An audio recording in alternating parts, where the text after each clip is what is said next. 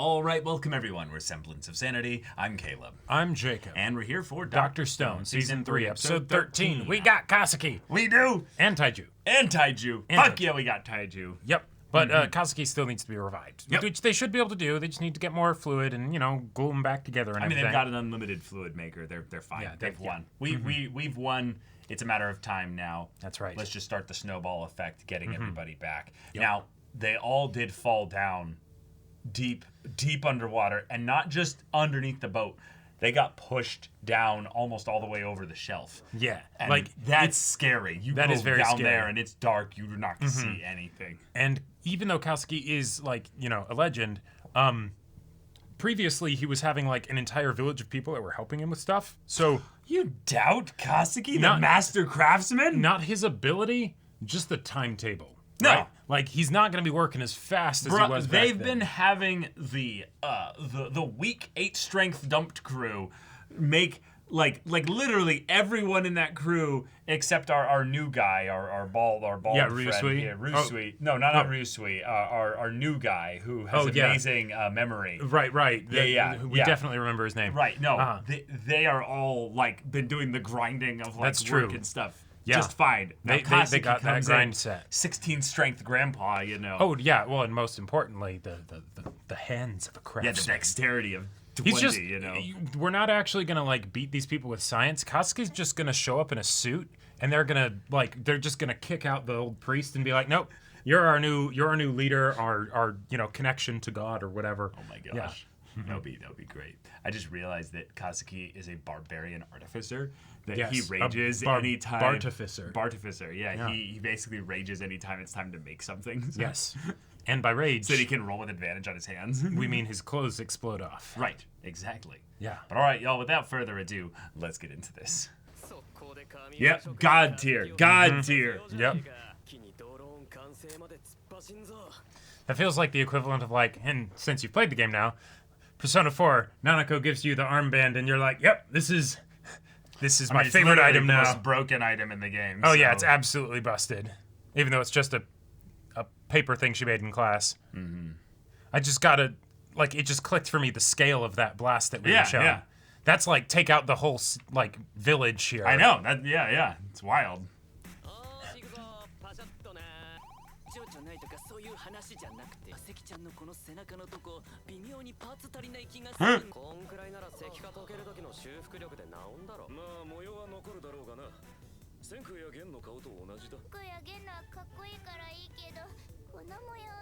Yep.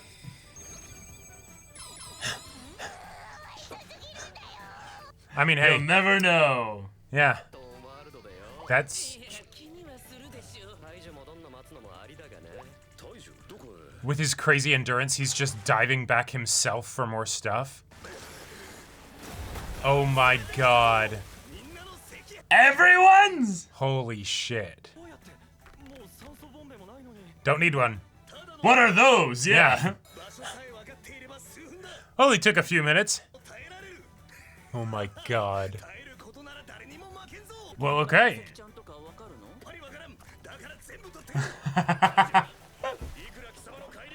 And then hard cut to... Little by little! That's a good point. No, that's actually maybe bad because then that'd be visible from...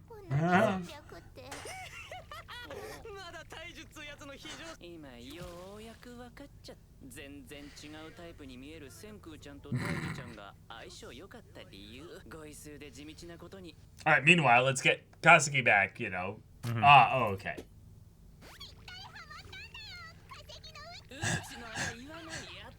You're not wrong. First one. Hell yeah, sparkling clean. God.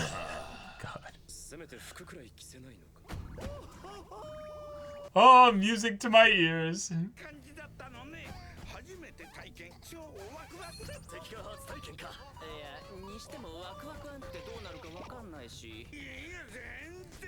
I had the best sleep ever. Yeah.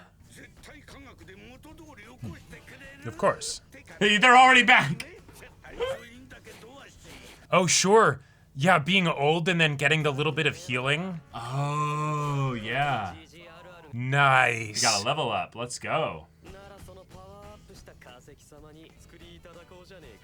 And this is why I didn't give him clothes. Oh.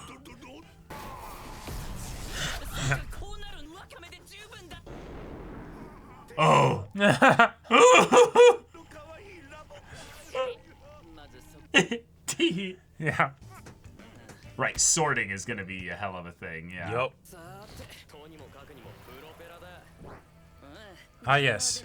Light, strong, and precise.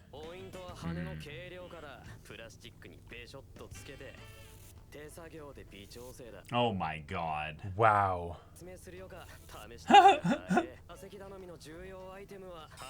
A fidget spinner, yes.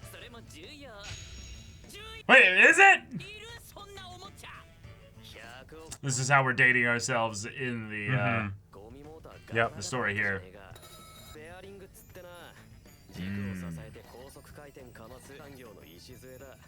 Okay. Cool. Huh. What a genius. Yeah, he was an engineer. Oh yeah.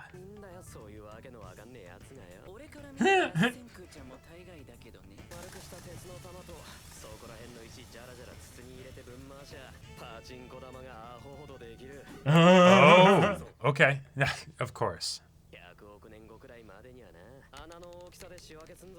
Cool. That's so aesthetic. Oh Yeah. my god. Beautiful.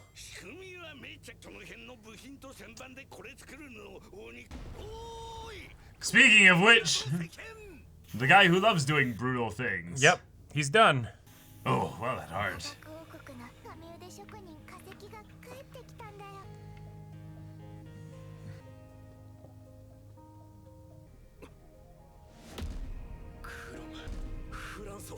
Yeah.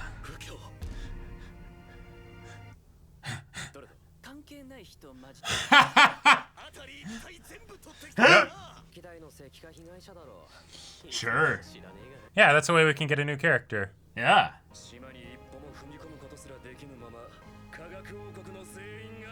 All right.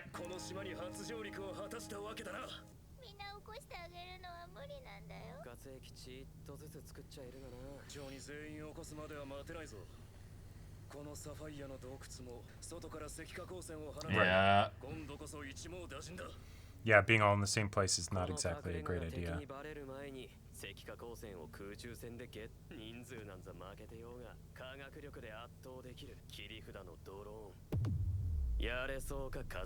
Need you even ask?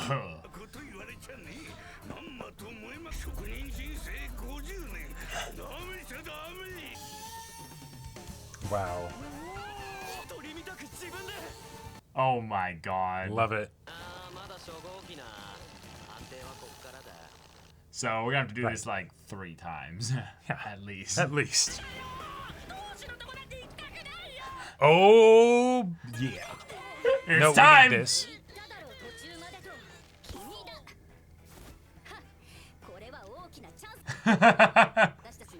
Remember our mission. This is something only you can do.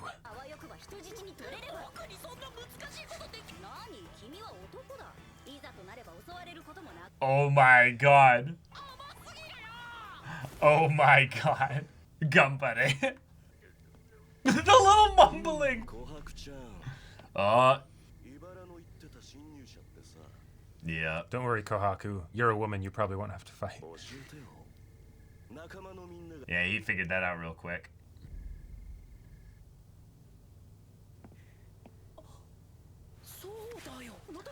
Wait. What?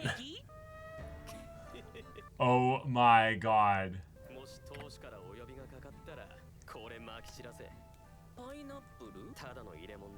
Yep. Okay. Ah. Yeah, it's a sleeping,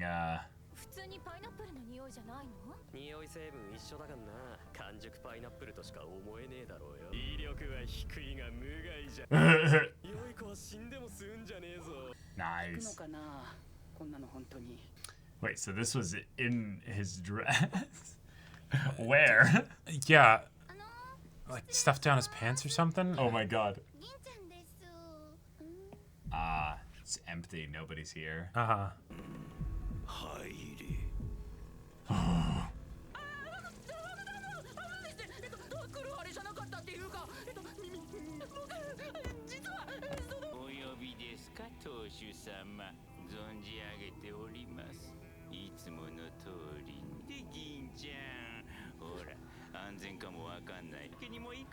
Yeah, I think Ibara's just doing some.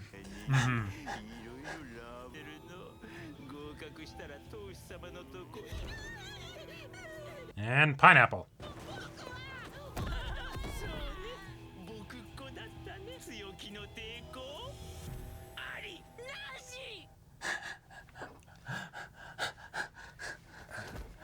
Okay, okay. All right.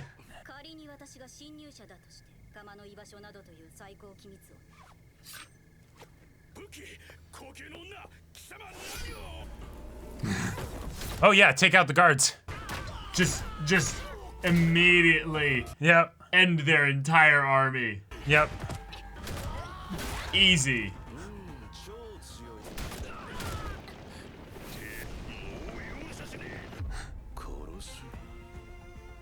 Did I say you could do that?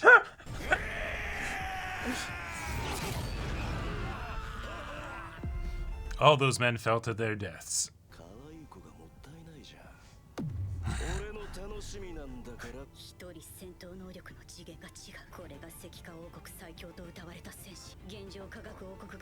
Without trying to be arrogant.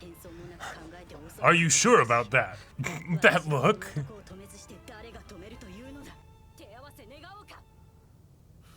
He's like, oh, I thought you'd never ask. Pineapple, pineapple.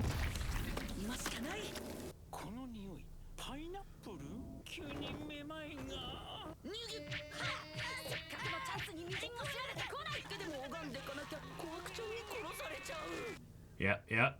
It's nobody. Yep.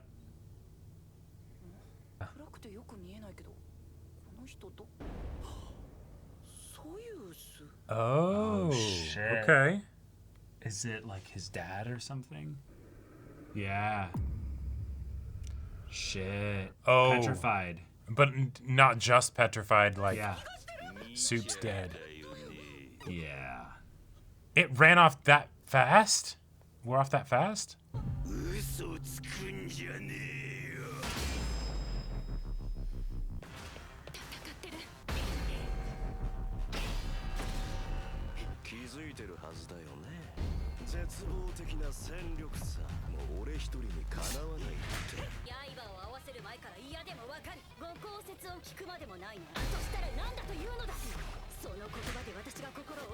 She doesn't even have the weapon she wants, yeah. Right.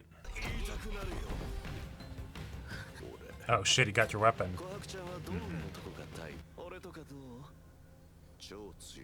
If she does like Senku, this would be a perfect time to bring that up.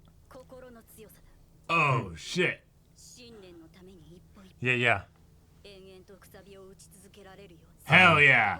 I mean- Unrelenting will. I think that is kind of what he was thinking too. Yeah. You seem to be the exact opposite.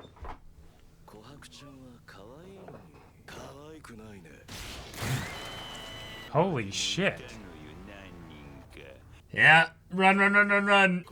God, those nails. Ginro, what a badass! You just leapt to your death, basically. I don't think so. Let someone else deal with it. Tasukete!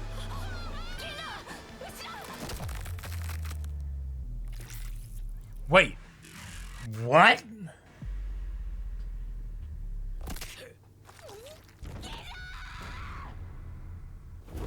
Holy shit. We just had death. We don't even kill, like, the bad guys in this show.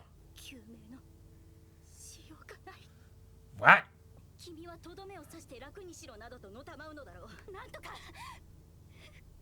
Oh my god.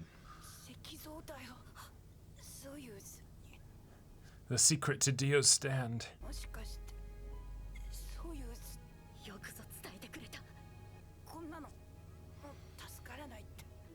Yeah. Well, I mean, What? that's cruel. All right, that's below the belt. That's below the belt.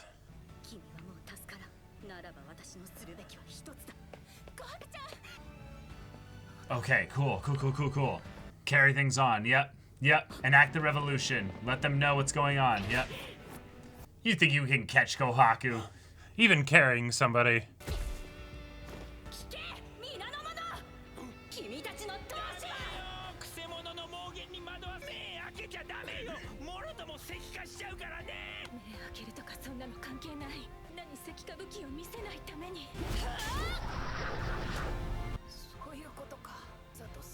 Yeah, so it'll save him.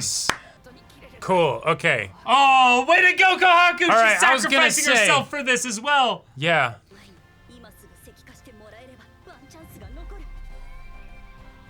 That's what it looks like. Okay. Ah, yes, perfect. Well done. Yeah. It's a machine, yeah. But this is some full sci-fi tech. Holy shit.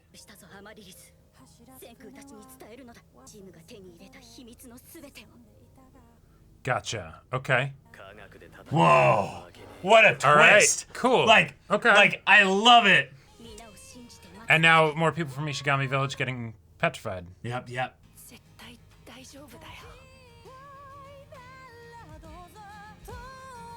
Okay.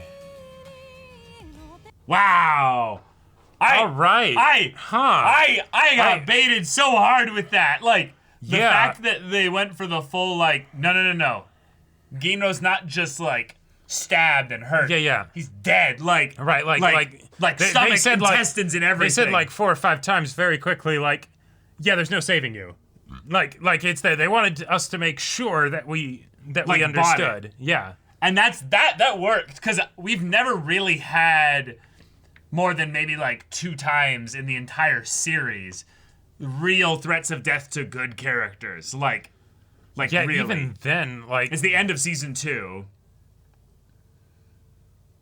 basically, yeah. It depends on your perspective, basically, with Tsukasa. you know? Right.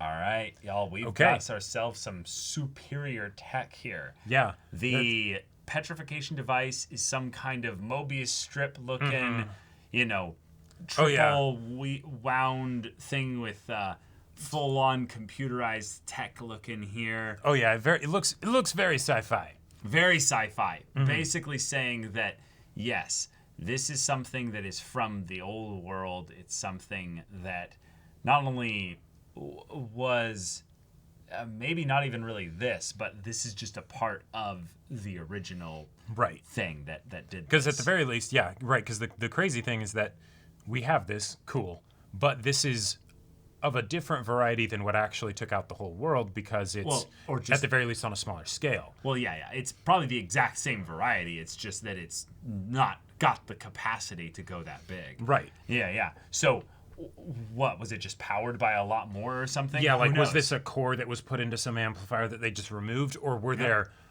things like this that were made alongside the whatever Giga device, did the whole thing? Which And this is one of the experimental. Yeah, like a prototype or something like that. something. Yeah. Uh-huh. We will see. We will. But Kohaku has seen it, and with her perfect eyesight, she's probably registered the entire thing in her memory. So Once she she can probably gets- draw it out exactly as it was. Once she gets taught how to draw, unpetrified. and No. unpetrified. She did her drawing, pass along message to them, remember? Well, she has the capacity to draw. Yes, I wouldn't necessarily consider that diagram worthy. No, but at the very yeah. least, drawing things in that shape is not hard. You don't sure. have to have some kind of Yes. skill in order to do that. Yes. So, we got something that was very ballsy this episode. Ginro was stabbed basically to death here. Yep. And the story has kind of mocked death in a lot of ways in the story in the past. So I didn't really buy the immediate threat to Ginro. Right, like But they came really damn close to fully committing to it because we sat with Kohaku and Ginro for a bit, and Ginro did the whole I liked being a bridge gate, keeper and guard and stuff. And it's like, wait, you could kill Ginro here. He's not like going to be an irreplaceable part of the cast or anything like that. And yet, that would have been it. That was probably the part that, like, I don't know, because it's jarring. It's jarring because the closest we ever got to death was like Tsukasa. Yeah. And even then it's the nope, like, it doesn't matter that you were totes, like, killing lots of people or whatever. We're going to freeze you and it's all going to be fine, right? All the people that we thought you'd killed, we're actually going to fix, and it's all going to be just fine, right? And that was basically the show telling us this is the type of tone we're going for. Exactly. They have katanas, but they don't actually they cut people's weapons. They don't actually, it's Avatar: cut Last the people. Airbender rules. You don't exactly. actually kill anybody. Yeah. And we just had Kohaku slicing people and not harming or wounding anyone. Yeah, because exactly. Killing's bad. Right. Not even drawing blood, like no wounding or whatever, right? This was probably some of the only blood we've seen in the show, and any other blood we saw, I'm pretty sure was like from minor wounds or like that literal fight with Tsukasa. Senku and our Ukyo, not Ukyo, Hyoga. Thank you. Yeah. So that was kind of that felt a bit odd. But the other thing that felt odd to me about it was the fact that it's here's a knockout thing. We're gonna give it to you. He uses it. It works. Ibara goes down, right? And then are we supposed to imply that Ginro just sort of like sat there in the dark waiting for the sun to come up, or like no, the sun's not up. The sun's not up. It's still nighttime. Well, there was a bit of light that came in that was that was a symbolic thing based on him kind of seeing the light and having like he now clues in. Sure, okay. He sees what it is. His eyesight transitions. The moonlight carries through here. Yeah, okay. But this was not some time lapse thing here. It's just that the clouds moved. Yeah. And the knockout thing was not for you sit here and you investigate. It was a knockout for you get out. You don't let him, get up. And I think the part that, like you're saying, is that we had an arbitrary amount of time that we could believe he would be knocked out by. There was nothing dictated by what even Senku said, because Senku didn't even say what this was, actually. Nope. So it felt cheap to have the moment subverted also by he suddenly gets back up. Right. No explanation why. It's just I guess he shrugged it off because he's big or something. Because that's how like knockout gas stuff works. And then the idea that it's like, okay, so we have something that isn't entirely satisfying to set up something that's bait that wouldn't have been satisfying even if they had killed him off, because that's not the kind of show that it is. Right. To then do a thing that's like, okay, that's cool. Yeah, you have people that are trying to kill you, and so you have the petrification thing now. So instead of doing the icebox thing like you did with Tsukasa, well, you can't do that. Right. You literally can't do that. Yeah. So you have the petrification thing. Cool. This is the cool. Okay. This is the cool thing that I feel like this was done with, is that this is a plot device that the creator wanted to have, was this moment where someone would save someone else's life in this kind of manner with mortal wounds by forcing petrification onto them in a way that would save them.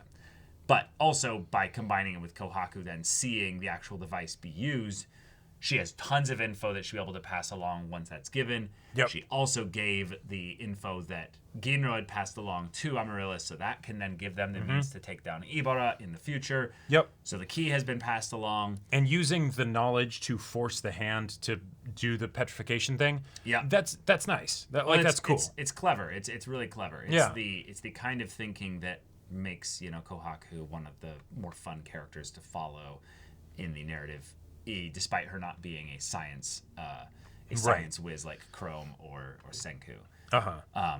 But yeah, the fights in Dr. Stone usually are not the parts that we're the most interested by. Nah. So while it was cool to have Kaseki back, that was the first half of the episode. And you know, it's mostly just us getting excited about having a drone be built, even though it's going to take a while, which I like that it's not a first. It's not a first, you know, perfect drone right out the gate. Yeah, because that's not how it would work. We got to figure out how to stabilize it so it can just float and hover in midair without going up and down constantly. And this was the other thing that kind of felt off to me about the episode. Compared to like recent episodes, it felt like they slowed the pacing down a lot when they were doing the, okay, here we are, what are we going to make, all that stuff. It felt like they were doing a lot of like padding kind of, whereas before we had commented on how like, oh wow, they're really moving these along quickly, where like, you know, they just sort of skip through stuff because it's like, yeah, you know that they can, you know that they can do stuff given enough time, and you know, all of that. Like Taiju getting everybody back because, you know, he's got his giga lungs, great, you know, like that's fun, I like it. But right, it is something where the dramatic tension that we feel in Dr. Stone does not come from the inherent external conflicts. They come from just the presentation of showing how they overcome certain scientific little hurdles. Exactly. And it's a puzzle show, not a who is strongest show.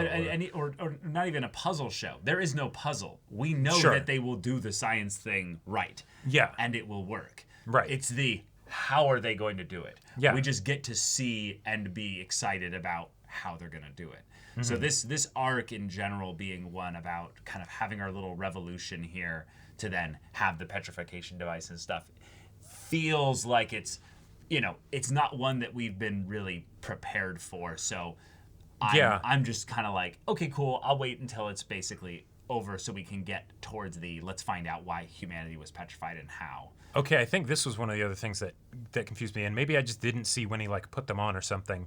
But the like the claws or whatever that Ibara had, those aren't like a permanent fixture, right? No. Like afterwards, he's seen and he doesn't have them, right? Because I thought like, wait a minute, had I just not noticed that this guy had like these wicked like stone claws or some shit the entire time, and that doesn't seem to be what the case is. But then it's like, wait, but if it's like, yeah, I don't know, that feels like kind of like a weirdly arbitrary like kind of weapon to give him that.